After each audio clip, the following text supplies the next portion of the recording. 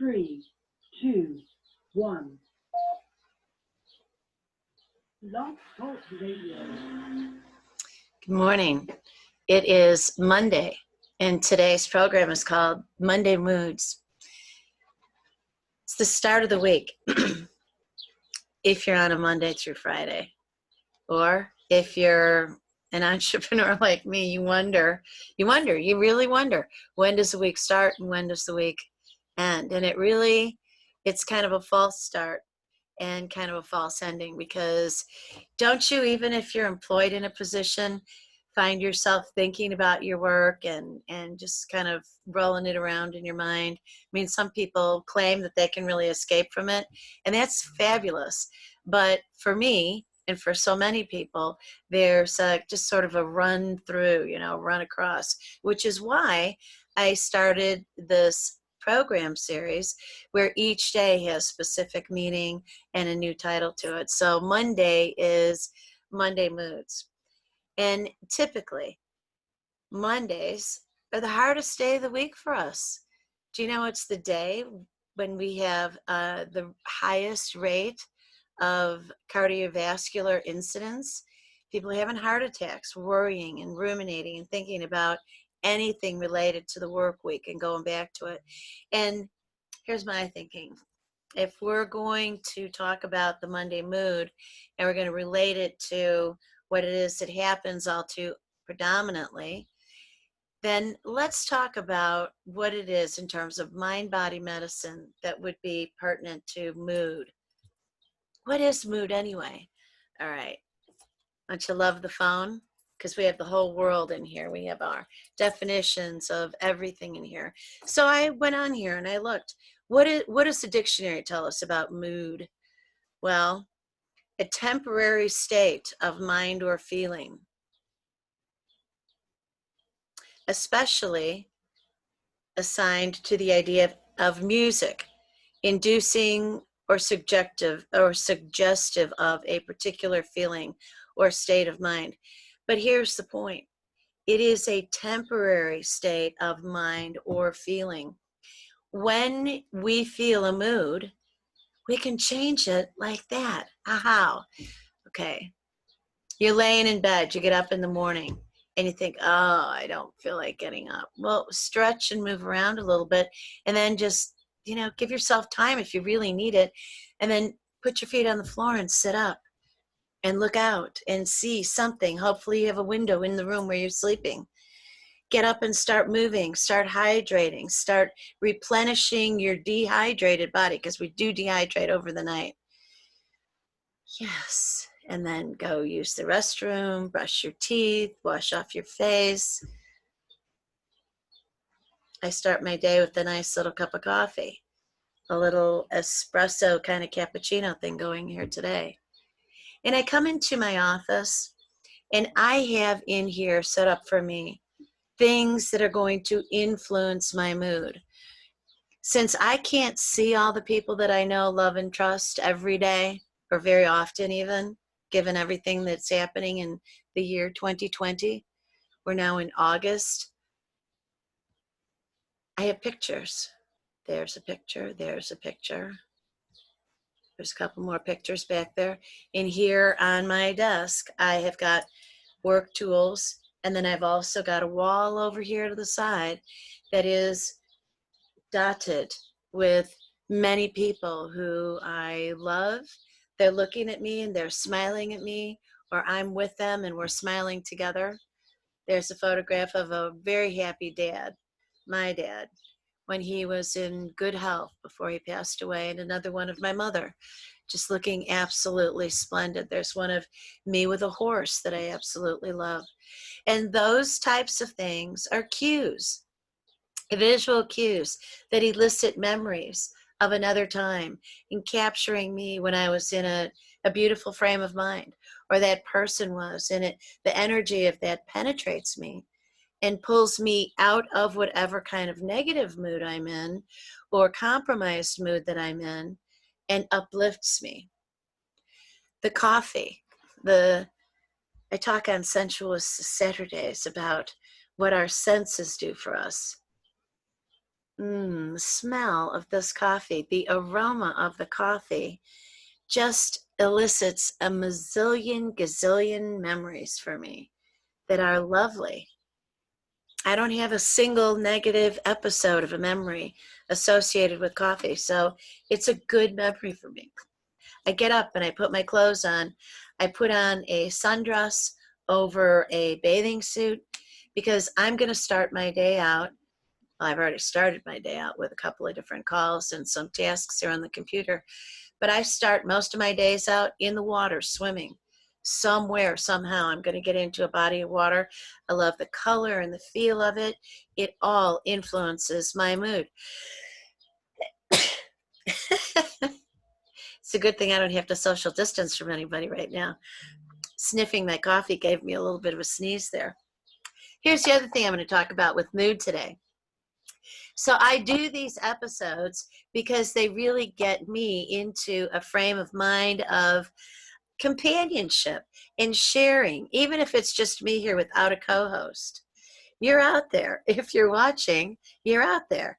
I'm pretending that there's a bunch of people out there that I know, like, and trust, or who know, like, and trust me or want to.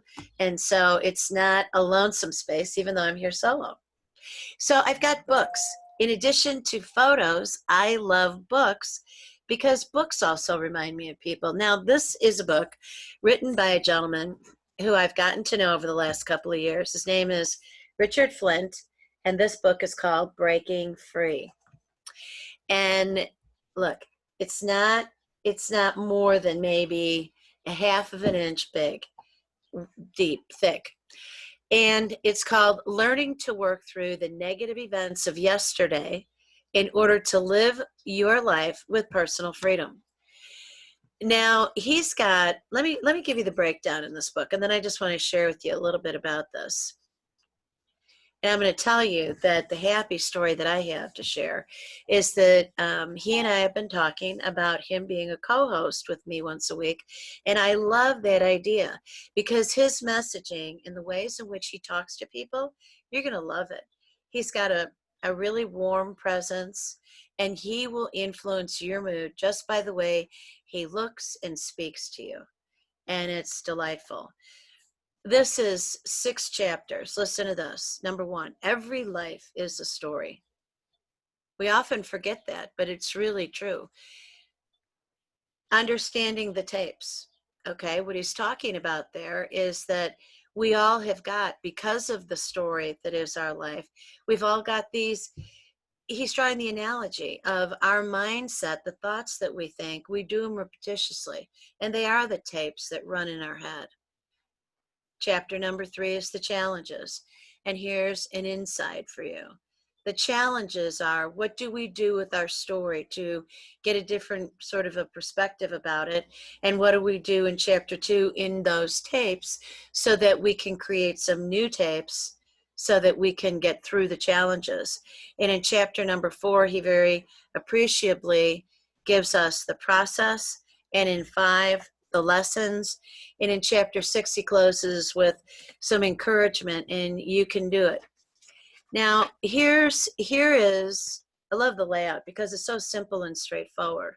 Although doing the work of this is, it's not a sneeze. It's an actual process.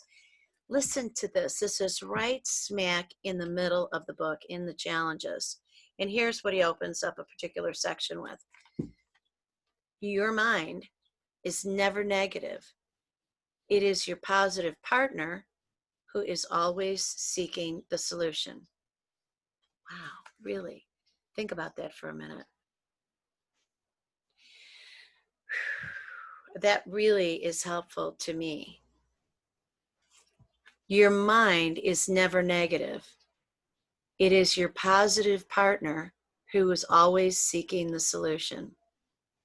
So when you feel that your mind is really dark and counterproductive, here's what he tells us, and I absolutely cherish this, and it's really helpful. I hope that this gets you feeling good right now.